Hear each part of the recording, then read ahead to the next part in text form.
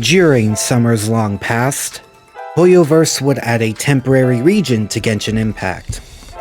At the time, 2024, that region was known as Simulanka, a fairy tale land filled with living origami animals and wooden dolls. And although it's small, there was a lot to do. A fully voice-acted storyline, extra side quests, and a lot of collectibles. Before we begin, here are the essential days. Now let's get started.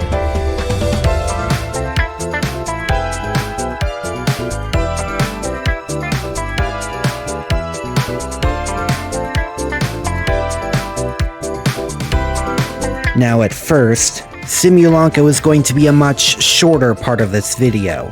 But now, thanks to Nod Cry, this event-exclusive story contains vital information needed to understand one of the characters and their story. So now, I've got to talk about it. Basically, Simulanka was created by members of the Hexen Circle. They're a group of witches, led by Alice, Klee's mother. Past summer event regions were also their handiwork. Simulanka itself is a fairy tale world, which the Traveler and several other characters were pulled into to experience. Now, chronologically, this quest doesn't take place until after Fontaine is complete, but we're gonna have to ignore that. An evil dragon plagues the creatures of this world. And it's up to our ragtag group of characters to save them. Nilou of Sumeru is given the role of Forest Fairy, along with a skin. After helping out the paper animals, we head for the city, Constellation Metropole. We meet Kirara of Inazuma on the way, giving us a free skin for her as well. At the city, we meet Navia of Fontaine, acting as the city's king. After helping the toy dolls with their own problems, we move on to face the evil dragon. Wanderer of Inazuma, now Sumeru, is our last character to appear, taking the role of Simulanka's hero. We face off against the evil dragon, but then learn the truth. Remember Dragonspine, that snow region of Mondstadt? Well, in the past, Venti and Dvalin defeated the dragon that would become the corrupted corpse within it.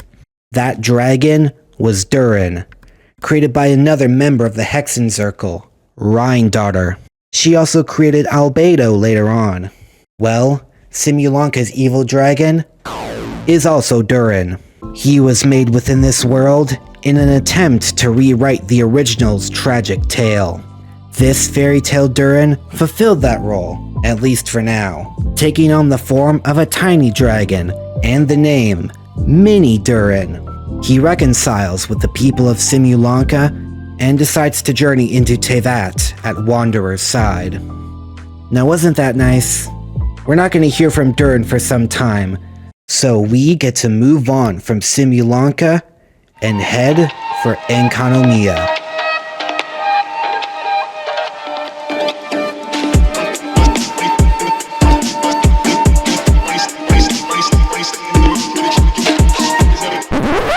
But before that,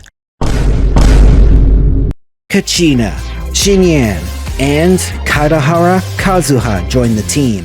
She moves, she shields, he crowd controls and buffs elemental damage. He's one of my go-tos in the Spiral Abyss. A couple days later, I also got Shikanoen Heizo. Basically, he's the original, worse Wanderer. Now, I'm gonna be honest, Enkanomiya isn't all that interesting. From what I understand, there was a lot of lore connected to this place, but I don't know any of it.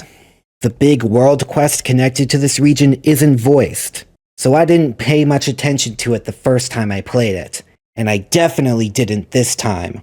So, I'm just gonna tell you some stuff I found on the wiki page. We are helped by a guy named Enjo. We do a bunch of stuff, find a bunch of things, and find out that Enjo is part of the Abyss the entire time.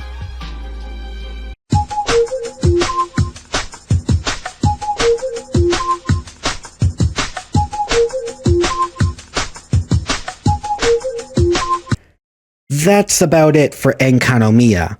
The chasm will be a bit more interesting, since there's a main quest to do. But once again, before that... Kujo-Sara, a decent buffer. Kaching, which Hoyo gave for free on a standard 5-star selector. And most importantly, the Raiden Shogun.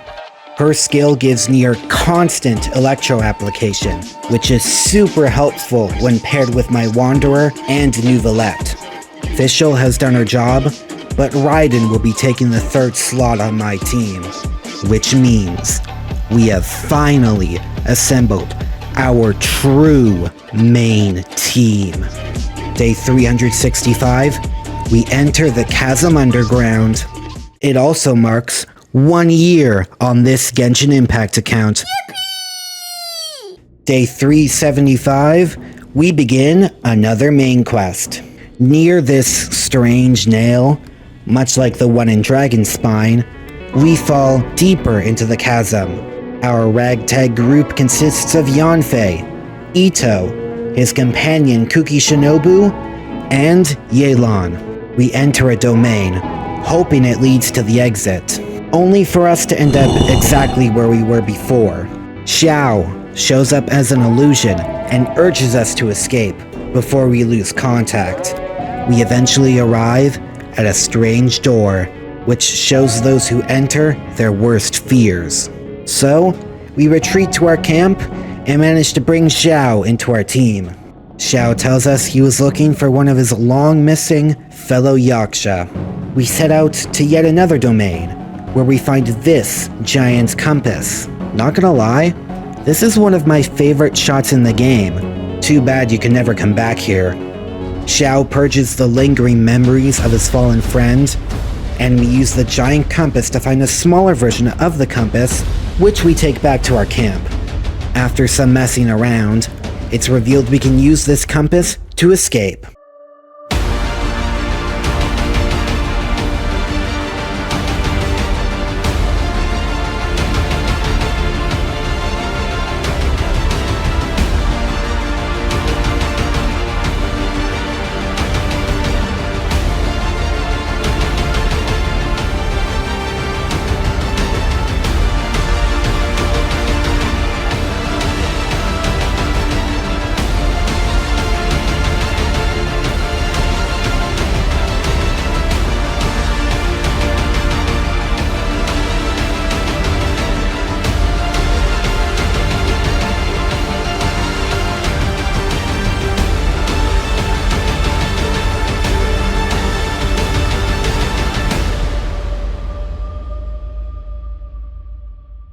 One of the most random main quests in Genshin.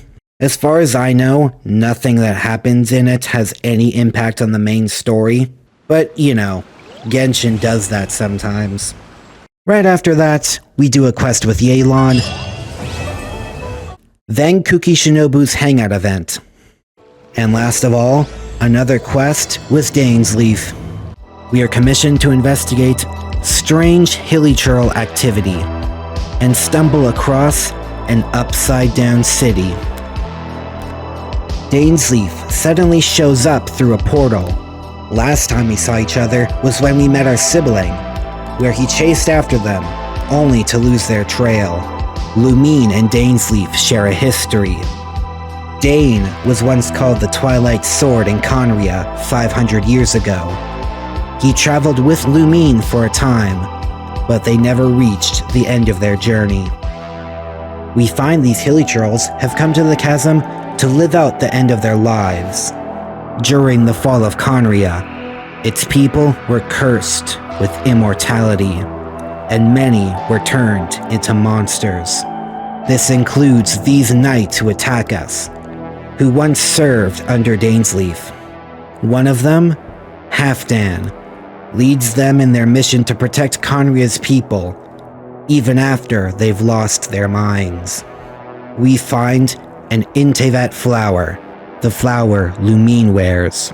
We have a vision in which Lumine states she wants to remove the curse of immortality, using this inverted city. Dainsleif believes this to be impossible, and may cause even greater suffering.